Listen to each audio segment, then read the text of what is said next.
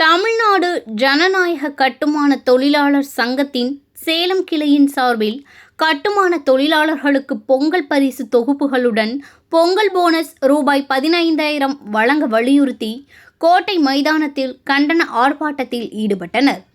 சங்கத்தின் மாவட்ட தலைவர் பாலு தலைமையில் நடைபெற்ற இந்த ஆர்ப்பாட்டத்தில் தமிழ்நாடு கட்டுமான தொழிலாளர்கள் மற்றும் முறைசாரா தொழிலாளர்களுக்கு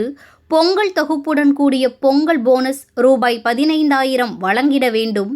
தமிழ்நாட்டில் உள்ள வயதான கட்டுமான தொழிலாளர்களுக்கு வழங்கப்படும் மாத ஓய்வூதிய தொகையை ரூபாய் 10,000 உயர்த்தி வழங்க வேண்டும், கல்வி உதவித்தொகை, திருமண உதவித்தொகை, மகப்பேறு உதவித்தொகை, இயற்கை மரண உதவித்தொகை உள்ளிட்ட அனைத்து உதவித்தொகைகளையும் இரட்டிப்பாக உயர்த்தி வழங்கிட வேண்டும், தமிழ்நாடு ஏழை மக்களுக்கு அவர்களுடைய மீளா கடனிலிருந்து விடுதலை அளிக்கும் வகையில் தமிழ்நாட்டின் குடும்ப அட்டைதாரர்களுக்கு ஒவ்வொருவருக்கும் தலா ரூபாய் 25,000 வழங்க வேண்டும், வீட்டுமனை இல்லாத ஏழை தொழிலாளர்களுக்கு வீட்டுமனை உடன் வீடு கட்டி கொடுத்து பட்டா வழங்க வேண்டும் என்பன உள்ளிட்ட 5 அம்ச கோரிக்கைகளை வலியுறுத்தி கோஷங்களை எழுப்பி இந்த ஆர்ப்பாட்டத்தில் சங்க நிர்வாகிகள், உறுப்பினர்கள் திரளாக கலந்து கொண்டனர்.